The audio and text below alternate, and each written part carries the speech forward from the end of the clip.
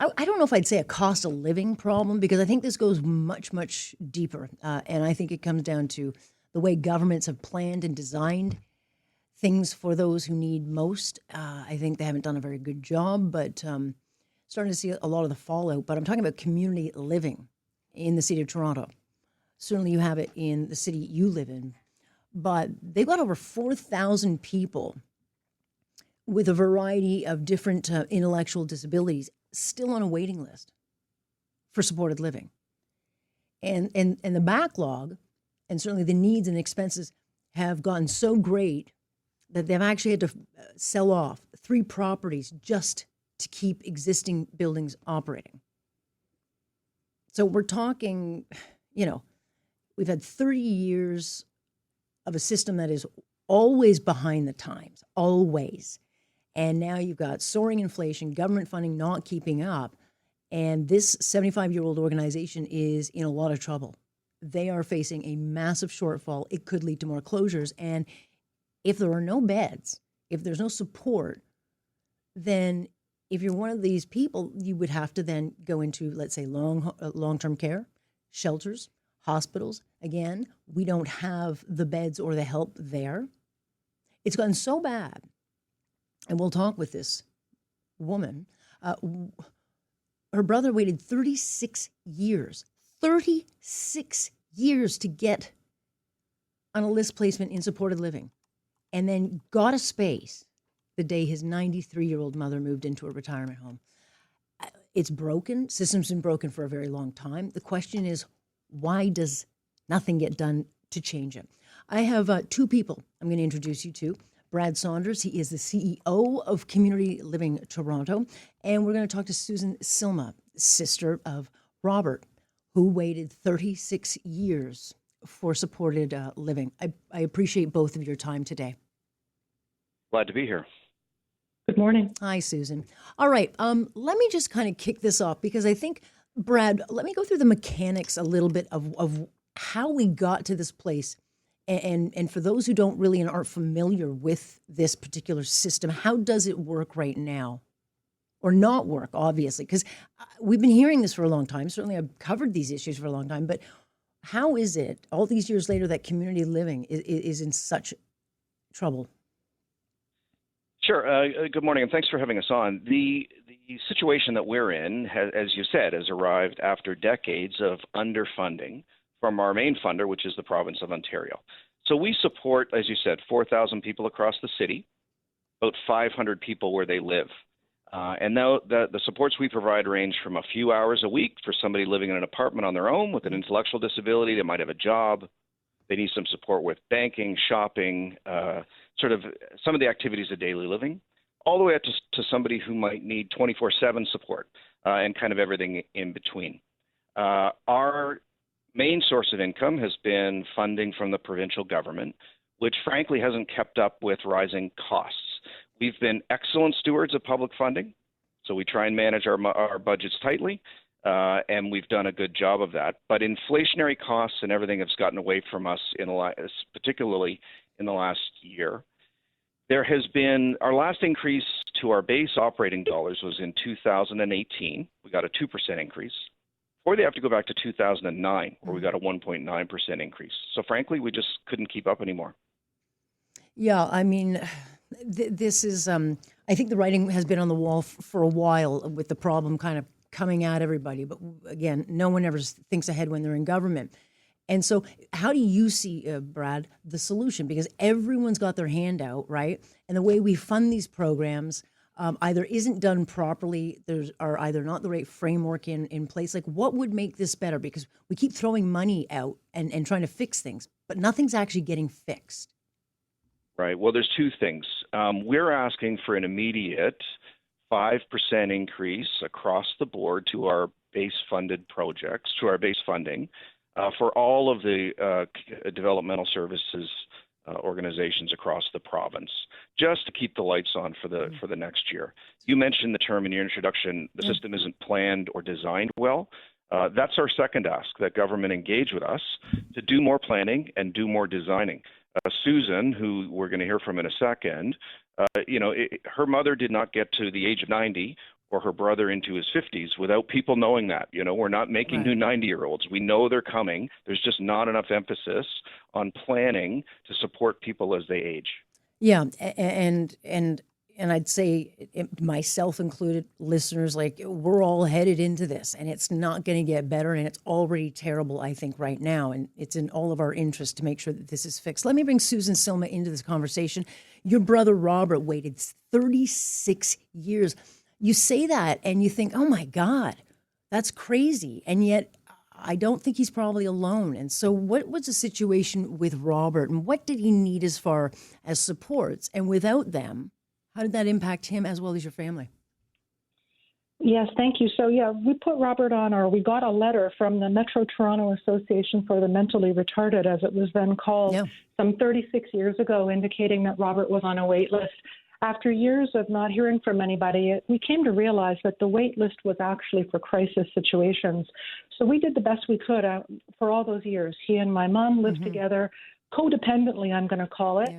And, he went to Community Living Toronto programs during the day. He even became TTC independent with a fair bit of support and repetition.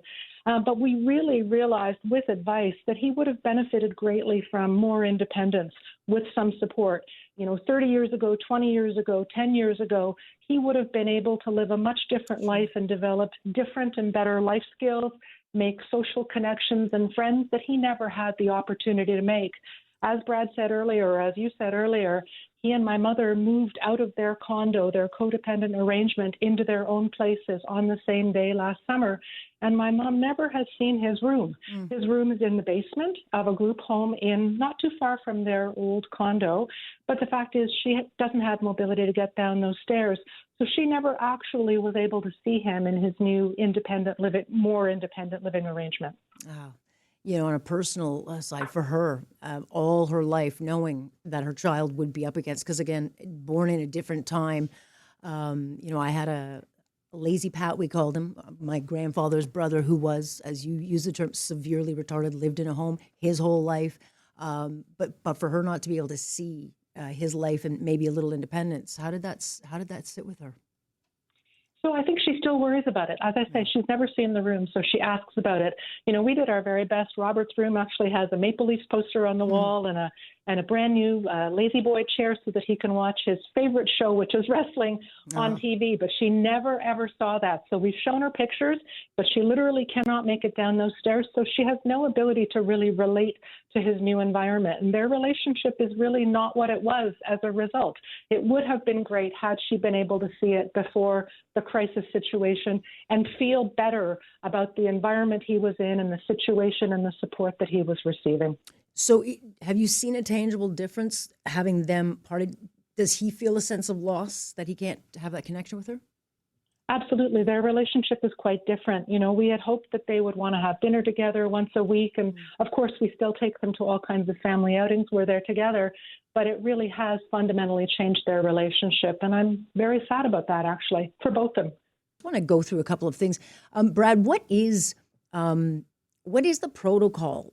Do you have to register right away from birth to get into one of these programs? I mean, how long should people have to wait?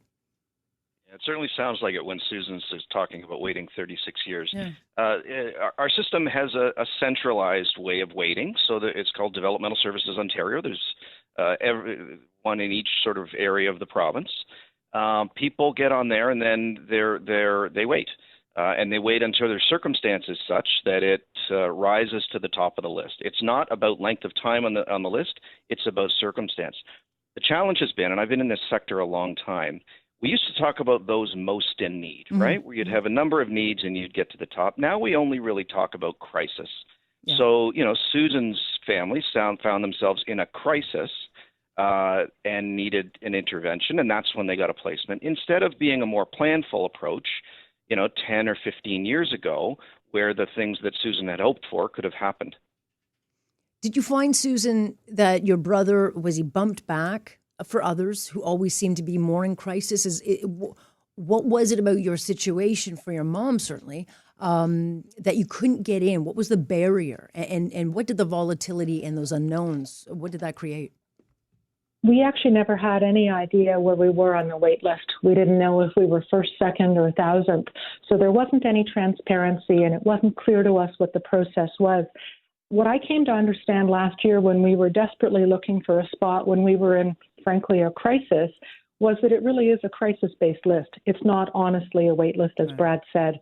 So a little bit more transparency would have allowed us to be more proactive, and as I say, would have allowed Robert to have more opportunities much earlier on. It also would have taken the worry away from our family, to be honest. Yeah, I mean, stability is a big thing, right? And I also think there's nothing wrong with measuring expectations, but we don't have transparency in government anymore at any of the levels. We just get words. And so, Brad, what is the fix? Like, this is 30 years in the making. ODSP, which I guess is the umbrella that this goes under, I think it's one of the worst programs developed. I think there's too many hands in it. They've made it too confusing, and it's never enough to live. And so what would the program, if you could do it properly without a whole bunch of bureaucracies in it, what would it look like? Sure. I would say there's a few steps. First of all, as I mentioned, we need the province to increase our funding by 5% this year just to keep us going. Of the 117 community living Ontario organizations. But even then, yep. Brad, that's, you're still kind of, you're just making, like, you're just trying to catch up, right? And so I'm trying to think, is there not a program we could develop properly for this particular group of people that actually makes sense? Yeah. I think you mentioned it, right? You mentioned that when people aren't going into more affordable community placements, they're going to other places, and that's going into long-term care at a young age. There's overrepresentation in the shelter system. Our last study that we were involved with, 18% of people in the shelter system in Toronto have a diagnosed or undiagnosed developmental disability. They stay there longer, and the interventions that get people off the streets and out of the shelter system don't work as well. The other place people end up is hospitals, right, where they go in because of, there's nowhere else to go, and they stay longer or return quicker, drawing down our much-needed healthcare systems. So I think that's the second thing. The final thing I would say is that, as you mentioned earlier as well, you've got to plan and invest. Plan, we know who's coming up through the system. People registered, we know who they are, and invest so that every year more and more people are coming into a system, and it's a pathway instead of a crisis. Yeah, I mean, that would be nice. Again, I don't know where the leadership is going to be on this particular file. And so, Susan, was a private option ever something you could look at, because I think 36 years, most would say, well, look, if I'm not going to get in 10 or 20 years, I'm going to have to look at other options. But was that, or was it always a financial barrier? There is quite a financial barrier, but the system also, it's very difficult to build your own system. The care for these folks is complex, and it's provided by professionals. It's really very difficult to imagine how we could piece that together, including for their needs as they age or as their needs change, right? So we really were, I think we were expecting that the system would provide an answer for us much sooner. And I also think there was a time when people thought Robert or my lazy Uncle Pat would die younger. And lo and behold, my uncle lived till 90. So they can live very long. And if they have a severe kind of, developmental issue, you can't just put them in a shelter. They're not going to survive, right? And so what would happen, Susan, if your mom wasn't the support, right? Where would Robert have gone all these years? So I guess family members are often tapped for support in different situations, but I'm not sure that that's the way for Robert to have lived his best life either. Right, no. So really, the independence that would have been provided when he could have been in an arrangement, as Brad described, it's not always 24/7 care.